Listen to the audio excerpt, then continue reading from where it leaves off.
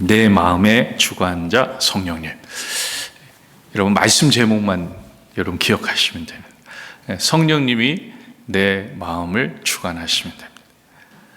여러분에게 묻습니다. 성령님이 여러분의 마음을 주관하고 계십니까? 아멘 하셨습니다. 저는 아멘 하기 두려울 것 같다는 생각 가지고 질문을 만들었는데 아멘 하시는 분이 많아가지고 너무 감사합니다. 여러분, 내 마음을 성령 주관하셔야 돼요. 그거를 다른 표현으로 뭐라고 얘기하면 성령 충만이라고 합니다. 성령 충만. 여러분, 제가 항상 말씀드리지만 이 성령 충만은 해도 되고 안 해도 된다, 이게 아니라는 거예요. 성령 충만은 반드시 해야 됩니다. 반드시 해야 돼요. 물론 때때로 우리가 성령 충만 안 하는 순간이 있을 수 있어요. 그것을 우리가 부정하지 않습니다. 그걸 우리가 인정해야 돼요. 그것을 인정할 때 우리가 성령 충만을 갈급해 할 수가 있는 거예요. 여러분, 우리가 그것을 인정하지 못하는 자세를 어느 자세라고 하냐면, 사실 성령이 우리가 충만하지 못할 뿐만 아니라 어쩜 무뎌진 상태라고 할 수도 있어요. 영적으로 무뎌진. 그래서 우리 늘 우리의 부족함을 자각해야 돼요. 우리가 죄인인 것을 알아야 됩니다. 여러분, 우리가 예수님의 제자가 돼야 된다는 이야기를 합니다. 예수님의 제자가 돼도 되고 안 돼도 된다, 이렇게는 얘기하지 않아요. 우리가 예수님의 제자가 반드시 돼야 되죠. 예수님의 백성이 돼야 된다는 거죠. 예수님의 백성이 반드시 돼야 되는데, 예수님 백성이 되는 그 모습이 성령 충만입니다.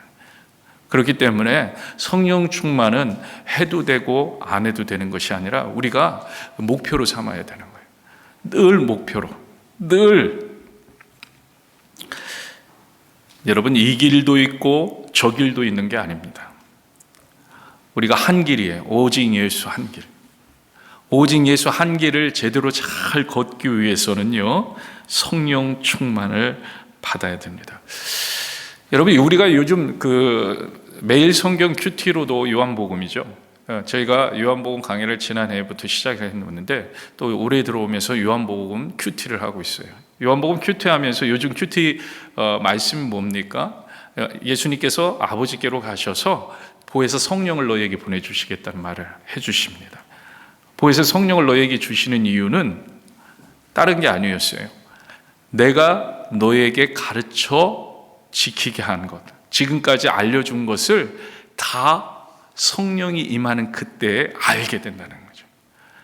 여러분, 성령 충만 받으면 주님의 말씀을 알게 됩니다. 주님이 함께 하심을 알게 됩니다. 주님이 누구신지를 알게 됩니다. 하나님이 누구신지를 알게 되는 거예요. 더 많이 알게 되는 거예요. 더 많이 누리게 되는 거예요. 그리고 그 진리의 성령님이 우리에게 하나님을 알게 될 때 우리의 마음은 바꾸어지게 되는 거죠. 우리의 마음이 바뀐다는 거죠. 우리 생각이 바뀌는 정도가 아니라 우리 마음이 바뀝니다. 여러분, 우리가 지식적으로 주님을 알아서 생각을 바꿔가기 시작하는 그런 모습들이 있어요. 근데 그 정도 가지고는 우리가 온전히 주님을 함께하는 그런 삶으로 쫓아가는 삶으로 되지 않습니다. 우리의 마음이 바뀌어야 돼요. 우리 마음이. 성령님이 우리에게 임하시면 우리의 마음이 바뀝니다. 부활, 더 이상 기적이 아니라 우리의 일상이 됩니다. 여러분, 부활이 일상이 된다고요. 예수님의 십자가가 능력이 됩니다. 그냥 십자가가 우리의 삶의 기쁨이 됩니다. 감격이 됩니다. 어떠한 고난 중에서도 우리가 지난주에 봤듯이 다윗처럼 감사할 수 있게 됩니다. 다윗이요, 시편 31편 통해서 감사하잖아요. 그의 상황은 처절할 만큼 어려운 상황이었어요. 그런데 상황은 어려운데 그의 내면에서 뭐가 나타나고 있어요? 기쁨이 솟아나는 거예요. 여러분, 이게 이해가 됩니까? 상황은 처절할 만큼 어려워요. 여러분, 오늘 우리 가운데도 그런 분들 계실 수 있어요. 상황은 너무나 힘들 수 있어요. 근데 우리 내면 가운데서는 기쁨이 솟아나. 우리 내면 가운데서 감사가 솟아나. 우리 내면 가운데서 소망이 솟아나. 우리 내면 가운데 희망이 솟아나. 여러분, 성령이 우리의 마음을 바꿔주면 그렇게 돼요. 성령이 우리에게 역사하면 그렇게 돼요. 우리 안에 성령님이 충만하시면 그렇게 된다는 거죠. 우리의 마음이 완전히 바뀌는 겁니다. 여러분, 구약의 에스겔서에서 이렇게 말씀하십니다. 여러분, 에스겔서 11장 19절에서 20절 한번 같이 읽겠습니다. 내가 그들에게 한 마음을 주고 그 속에 새 영을 주며 그 몸에서 돌 같은 마음을 제거하고 살처럼 부드러운 마음을 주어 내 율례를 따르며 내 규례를 지켜 행하게 하리니 그들은 내 백성이 되고 나는 그들의 하나님이 되리라. 여러분 보세요. 내가 새 영을 주는, 새 영 누굽니까? 성령이에요. 성령을 부어주실 겁니다. 근데 성령이 임하시면 마음이 바뀌어집니다. 그래서 몸에서 돌같이 굳어졌던 그 마음을 살처럼 부드러운 마음으로 바꿔준다는 거예요. 여러분, 부드러운 마음으로. 여러분, 이겁니다. 지금요, 성경에서는 마음이 바뀐다는 표현을 이렇게 한 거예요. 그렇죠? 표현을 이렇게 한 거예요. 굳었던 마음이 부드러워지는. 우리가 생각하는 것처럼 말랑말랑해지거나 아주 나이스하게 부드러운 사람이 된다는 게 아니에요. 표현이 그렇다는 거예요. 성령의 사람이 된다는 거예요. 뭐라고 말합니까? 그들은 내 백성이 되고 나는 그들의 하나님이 되는 거예요. 그렇게 마음이 바뀌는 거예요. 여러분, 제가 처음에 여러분에게 질문 드렸듯이 여러분이 하나님의 백성인 것을 확신합니까? 나는 하나님의 백성이 맞습니까? 여러분, 그 확신을 준다는 거예요. 성령이 충만해질 때 그 확신이 임합니다. 성령이 임하셔야 그 확신이 우리 가운데 있게 됩니다. 그래서 그렇게 마음이 바뀌는 겁니다. 우리의 마음을 누가 주관하고 있느냐? 성령이 주관하고 있느냐? 아직도 그 밖의 것들이 주관하고 있느냐? 이거에 따라 우리 마음이 바뀝니다. 굳어지기도 하고, 우리 성경의 표현대로 하면요, 부드러워지기도 합니다. 하나님의 백성으로 담대해지기도 하고, 하나님의 백성이 아닌 것처럼 쭈글쭈글해지기도 합니다. 이게 또 바뀐다는 거예요. 여러분, 성령님이 주관해야 합니다. 요즘요, 우리 사람들의 마음이 얼마나 굳어 있는지, 그러니까 하나님의 백성이 아닌 것처럼 살고 있는지 몰라요. 그래서 믿음 갖기가 쉽지 않습니다. 이런 것이 교회 밖에서만 이렇다고 말하는 것이 아니에요. 교회 바깥은 당연한 걸 수 있어요. 근데 교회 밖은 물론이고요, 교회 안에서도 그런 모습을 발견하게 됩니다. 한 예로 든다면요, 성령의 역사를 인정하지 않는 사람들이 많아지고 있어요. 성령의 역사를 그냥 무슨 성령의 역사야, 그냥 고상하게, 조용하게, 우리말로 점잖게, 나이스하게 그렇게 교회에 다니면 되지. 왜 성령의 역사, 성령의 은사 이런 이야기 하냐는 거예요. 그런 이야기 하면은 거부감을 느끼는 그런 분들이 계세요. 교회 안에, 바깥에 있는 분들이야 거부감이 있을 수 있겠죠. 근데 교회 안에도 있더라는 거예요. 물론 나쁜 경험이 있어서 그럴 수도 있어요. 나쁜 경험. 근데요, 나쁜 경험이 있다 하여도 우리가 그렇다고 정말 좋은 것을 배제할 수 없잖아요. 정말 좋은 것을 안 할 수 없는 거잖아요. 그런데 그냥 싫다, 거부하는 그런 모습들이 보입니다. 방언을 하면 거부감을 느낍니다. 치유 이런 이야기 하면 거부감을 느낍니다. 안수기도 무슨 안수기, 왜 내 머리에다가 손을 올리고, 거부감을 느낍니다. 여러분, 이런 것들이 혹시 굳어가고 있는 우리의 마음은 아니냐는 거예요. 굳어가고 있는 날이에요. 왜요? 내 경험도 마찬가지예요. 내 경험 때문에 그렇게 된다는 것은 하나님의 경험함으로 그런 것을 부셔야 되는데 내 경험만 의지하고 있는 거예요. 내 경험만 의지하고. 여러분뿐만 아닙니다. 사사시대처럼 제 소견에 옳은 대로 행하면서도 그것이 마치 하나님의 뜻인 양 살아가고 있는 것. 이것이 바로 우리 마음이 굳어지고 있다는 증거라는 거죠. 그래서 죄를 죄로 느끼지 못합니다. 좋은 게 좋은 거죠. 모든 것이 은혜이니 그냥 내 마음대로 살아도 은혜이고 내 뜻대로 행해도 은혜이고 이런 마음으로 살아갑니다. 그러니까 뭐 소위 말하는 요즘 큰 문제가 되고 있는 동성애, 그것도 괜찮다. 너무 큰 이슈인가요? 그럼 작은 이슈로 내가 싫은 거 안 보면 그만이다. 우리 그렇게 살잖아요. 내가 싫은 거 안 보면 돼. 모든 것은 내 마음대로 내 생각대로 하면 되는 거예요. 여러분 실제로요, 제가 후배에게 들은 이야기인데요, 미국 교회, 여러분 들으면 알만한 큰 교회입니다. 물론 다 그렇다는 건 아니에요. 그곳에 계신 성도들이 다 그렇다는 건 아니에요. 근데 이제 그곳에서 지내면서 이제 편하게 또 자기가 원하는 대로 이렇게 지내기를 원하는. 근데 이제 그 미국 교회인데, 미국인들이 다니는 교회인데 한국 분들이 많이 가다 보니까 한인 커뮤니티가 생기고 또 한인 커뮤니티가 생기다 보니까 거기에서 이제 활동들이 생긴 거죠. 근데 이제 가만히 보니까 성도들이 마음 맞는 교인들끼리 모여서 주말에 여행을 간다는 거예요. 주말에 여행을. 그래서 제 후배가 거기에 방문했다가 물었다는 거예요. 그럼 주일 예배는 어떻게 하냐? 그랬더니 하시는 말씀들이 내가 곧 성전 아닙니까? 내가 곧 성전이고 또 성경에도 두세 사람 모여있는 곳이 곧 교회인데 놀러가서 우리 두세 사람 모여가지고 거기서 예배 드리면 되죠.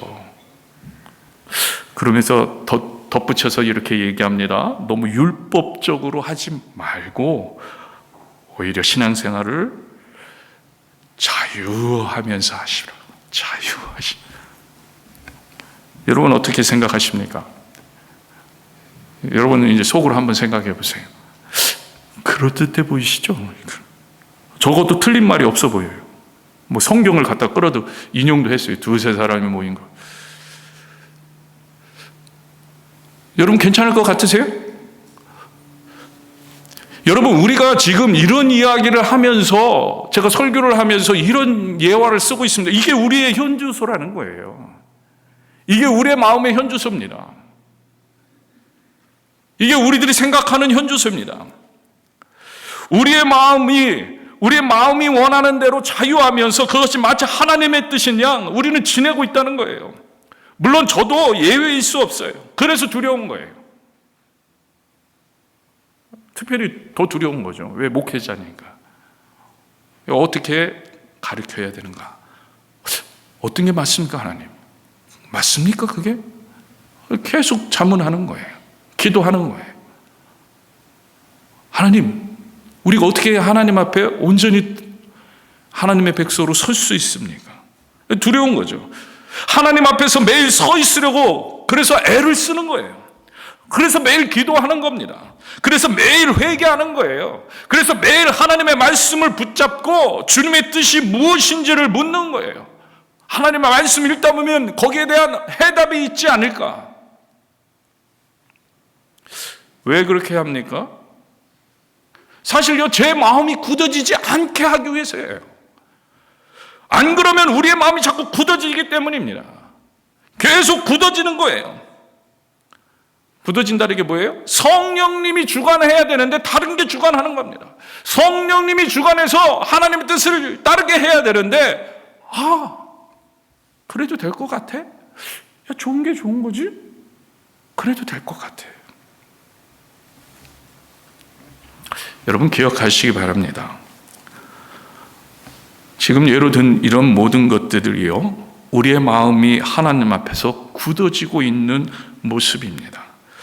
점점 하나님과의 만남의 교제는 없어지고 지식적인 하나님만 우리의 가득 차게 되는, 그렇죠? 하나님의 말씀 하나 아는 거예요. 두세 사람이 모인 것이, 그것이 곧 교회예요. 그거 아는 거예요. 그거 아는 거. 그 이야기를 왜 해주셨는지를 기억하지 못하는 거예요. 너희가 진짜 성전이 돼야 된다는 거예요. 성전인 사람들이 두세 사람이 모여야 되는데 성전이 되기 전에 두세 사람만 기억하는 거예요. 내가 진짜 하나님의 성전으로, 온전한 성전으로, 하나님의 몸으로, 하나님의 지체로 온전하게 서가고 있는가? 거기에 포커스를 두고 그러기에 그러한 영향력을 발휘하는 성전이 되어서 두세 사람이 모여서 그 하나님의 나라를 세워가고 통치를 선포하고 하나님의 역사를 나타내는 그 일을 감당해야 되는데 뒤에 것만 그냥, 왜 그래요? 만남은 없고 지식이 있기 때문에, 성령의 인도하심은 없고 지식이 있기 때문에. 여러분, 우리 스스로 생각해 보아야 됩니다.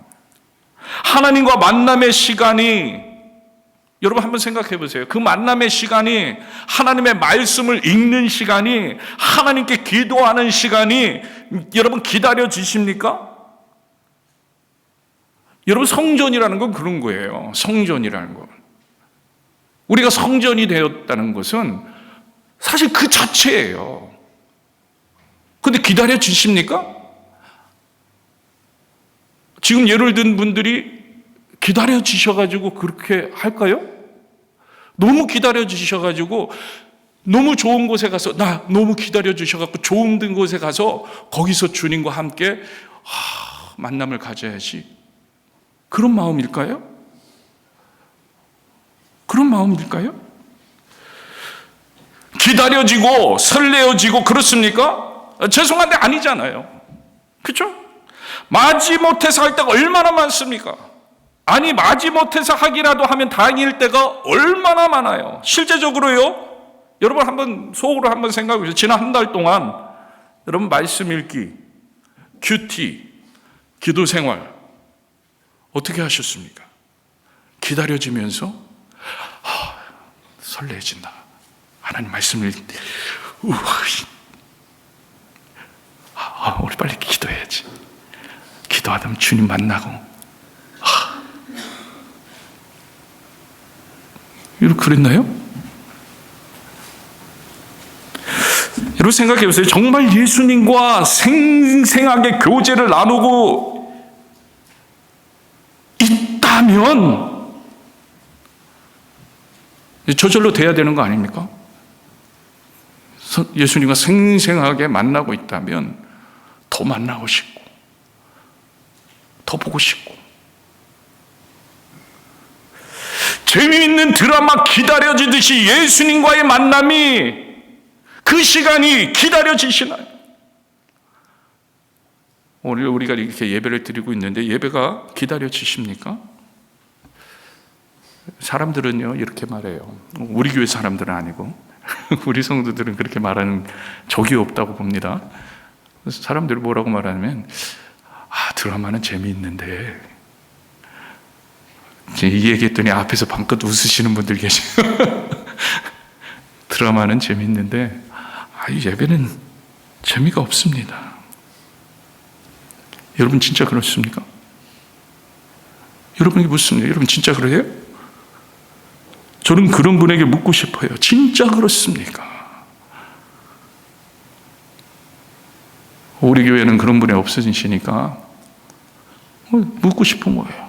도대체 예배 때 누구를 만나러 오시는데, 도대체 예배 때 누구를 만나러 오시는데 예배가 재미가 없습니다.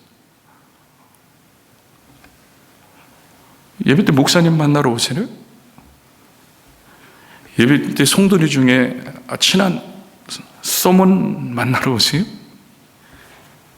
예배 때 찬양팀 만나러 오시나? 성가대 만나러 오시나?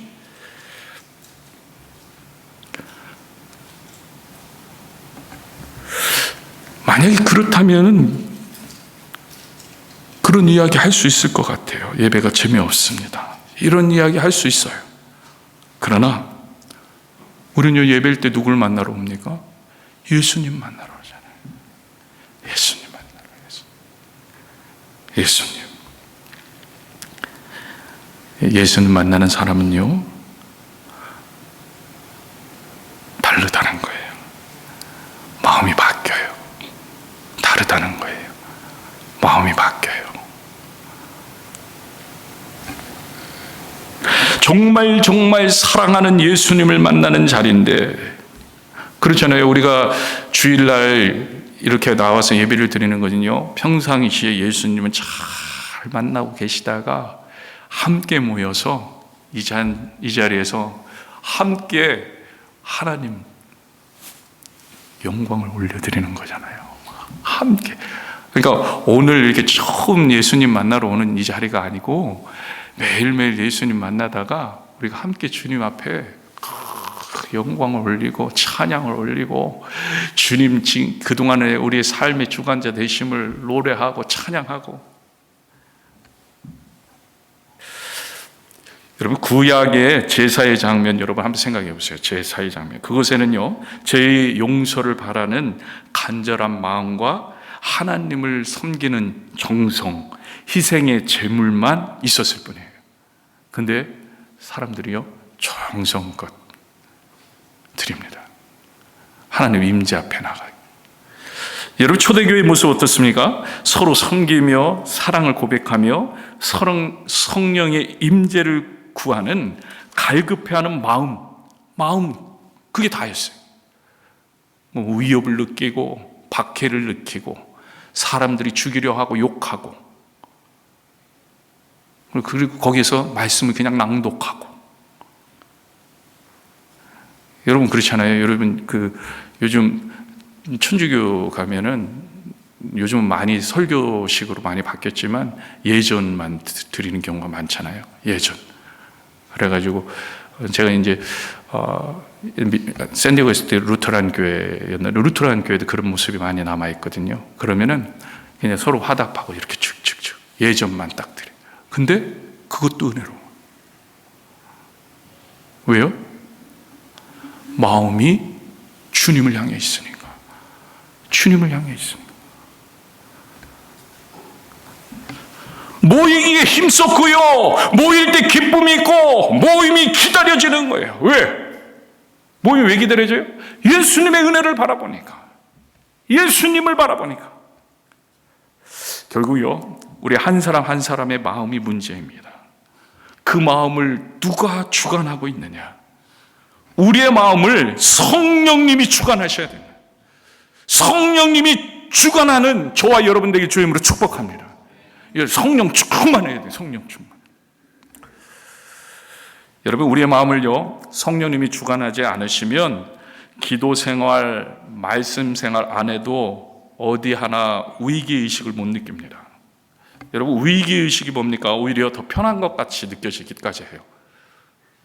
더 편하다니까요. 그래서 그걸 많은 사람들이요, 하나님께서 주신 평안으로 오해할 때가 있어요. 편해요. 기도 생활 안 해도 편해. 교회만 갔다 오면 편한 거예요. 그래서 심지어는요, 이런 생각을 가질 때도 있어요. 차라리 예수님 모르던 그때가 더 마음 편했던 것처럼 느껴지는. 여러분은 한번 아마 체험해 보셨을 거라고 생각되는데요. 이런 경우죠. 제대로 막 신앙생활을 해보려고 막 결단을 했어요. 그런데 그러고 났더니 웬 시험거리가 이렇게 많은지. 여러분 다들 그런 고백들 하잖아요. 주일 성수해야 되지요. 말씀도 읽어야죠. 오늘 설교를 들었더니 또 큐티도 하라니까 또 큐티도 해야 되지요. 그래갖고 마음의 결단을 했어요. 그래도 그래 한번 제대로 해보자. 그러면서 성경을 읽으려고 했는데 왜 자꾸 방해하는 사람들이 많은지. 그러니까 막 뭔가 작정하고 해보려고 했더니 방해하는 것들이 많아지니까 이제 뭐예요? 거슬리는 거예요. 거슬려. 신경도 쓰이고. 자꾸 방해하니까 내 뜻대로 이제 그것도 안 되는 거예요. 그러다 보니까 뭐가 돼요? 화가 나. 싸움이 일어나. 방해하는 것 같고. 갑자기 관계도 흔들리고 어려움이 닥쳐. 아니, 왜 더 해보려고 하면 이렇게 더 평안치 않은 거예요.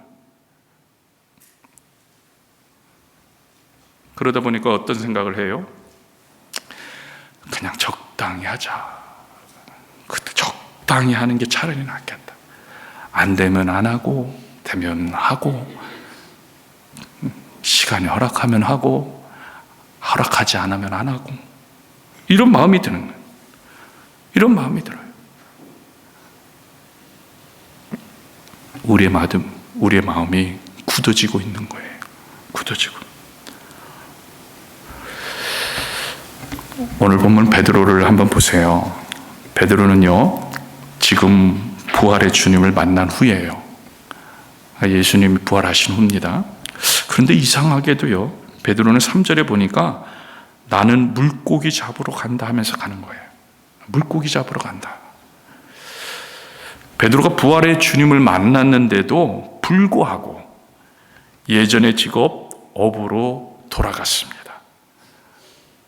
여러분, 베드로의 마음이 굳어지고 있는 거예요. 굳어지고 있는 거예요. 왜 굳어지고 있어요? 아마 베드로의 마음은요, 복잡했을 거예요. 그렇죠? 누구보다도 예수님 따르는 것에 진심이었던 베드로, 자신했었던 베드로, 그래서 죽을지라도 따르겠다고 호언장담했던 베드로. 근데 예수님 잡히던 날 밤 예수님은 3번씩이나 모른다고 부인했습니다. 심지어는 저주까지 했어요. 여러분, 죽기까지 따르겠다는 마음도 진심이었어요. 하지만 한순간 그는 그 마음을 빼앗겼어요. 넘어진 거예요. 빼앗기고 나니까 죄책감, 미안함, 자신에 대한 실망감, 그뿐만 아니라 이런저런 것들이 정말 복잡하게 그에게 나는 안 돼. 내가 무슨 자격이 그러고, 예수님 얼굴 보는 것도 죄송스럽네. 그냥 고기나 잡으러 가자. 고기나 잡으러. 그래서 그는 결정했어요. 그냥 원래대로 고기나 잡아야겠다. 여러분, 우리의 마음이 그럴 때가 많아요. 우리의 마음이 한번 결정했다가 넘어진 경험들, 한번 열심히 주님 믿어보겠다고, 주님 따라가겠다고 했다가 넘어졌던 경험들, 나도 성령 충만해야지, 성령의 은사를 주옵소서, 주님 방언도 주시고 병 고치는 은사도 주시고 치유해, 그랬다가 안 좋은 것을 봤던 경험들, 실망했던 경험들. 그러니까 한편으로는 주님, 한편으로는 자신, 한편으로는 주님, 한편으로는 상황. 에라이, 좋은 게 좋은 거야. 이미 구원받았는데 뭘 열심히 해. 안 그래도 난 구원받아. 여러분, 우리가 그렇더라는 거예요. 여러분, 오늘날 많은 믿음의 사람들이 이런 경험을 하는 거예요. 예수님을 만나고 그 첫사랑으로 인해 헌신을 다짐합니다. 그러나 차츰차츰 자신의 약함을 보게 되는, 또 현실을 보게 되는, 상황을 보게 됩니다. 더욱 중요한 것은 어느 순간 베드로처럼 부활의 주님을 만났지만 이전과 같이 다정하게 다가가지 못하는 거예요. 부활의 주님을 만났지만 주님과 다정하게 사는 것을 포기하는 거예요. 관계에 담이 생깁니다. 근데 보면은요, 그게 점점 심하대. 뭐 때문에? 점점 굳어지면서 죄로 인하여 점점 담이 생겨요. 여러분, 우리가 기억해야 돼요. 이런 모든 관계의 변화는요, 우리의 마음의 변화 때문이라는 것을 기억하셔야 돼요. 우리의 마음의 변화. 예수님의 마음은 항상 똑같아요. 예수님은요, 항상 우리 십자가를 주십니다. 예수님은요, 항상 우리를 위해 죽으십니다. 예수님은 항상 우리의 눈물을 흘리십니다. 예수님은 항상 우리를 위해서 늘 다가오십니다. 예수님은요, 항상 우리를 위해서 달려오십니다. 누가 변한 거라고요? 우리의 마음이. 어떻게 변한 거라고요? 성령 충만해서 성령을 바라보지 못하는, 성령 충만해서 성령을 경험하지 못했던 마음으로. 여러분, 그렇기 때문에 우리가 다시 회복해야 되는 거예요. 우리가 다시 회복하면 되는 거예요. 우리가 다시 주님을 바라보면 되는 거예요. 우리가 다시 주님 앞에 나아갈 수 있도록 성령 충만을 갈구하시면 돼요. 더 주님을 의지하면 되는 거예요. 여러분, 오늘 본문을 보세요. 예수님은요, 오히려 베드로를 찾아오십니다. 찾아오셔서 그를 위로해 주십니다. 불러주십니다. 고기를 구워 먹여주십니다. 친히 떡을 떼어 먹여주십니다. 고기를 숯불에 구워서 베드로는 그 숯불을 보면서 아마 예수님이 잡히신 날 그 숯불, 그 불을 보았는지도 몰라요. 떠올렸을 겁니다. 그때 오히려 예수님은 그 순간을 놓치지 아니하고 그를 회복시키는 질문을 던지십니다. 말을 걸어오십니다. 내가 나를 사랑하느냐? 그 마음의 응어리를 회복시켜 주십니다. 언제 그랬다고요? 예수님은 늘 찾아오세요. 늘 찾아오시고, 그때 베드로가 그 예수님의 찾아오심 앞에 순응해 나아갈 때, 말을 걸어오실 때 거기에 대해 대답하여 나아갈 때, 그때가 언제예요? 오늘 우리에게 주어주신 하나님의 말씀을 듣고 순종하며 나아갈 때, 하나님이 함께 회복하여 나아가자고 하는 이 부르심에 너의 마음의 주관자를 다시 성령 충만함으로 채우라는 이 복음의 메시지 앞에 다시 순응하여서 하나님 제게 임하여 주옵소서, 예수님 제게 함께하여 주옵소서, 예수님 제게 힘을 주옵소서 고백하며 기도하는 자에게 주님은요 역사해 주시는. 여러분, 예수님 만나세요. 여러분, 예수님 바라보세요. 예수님 이름을, 그 이름을 부르세요. 그리고 다시 한번 고백하죠. 성령 부어주옵소서, 성령 부어주옵소서. 이 시간에 같이 찬양하기 원합니다.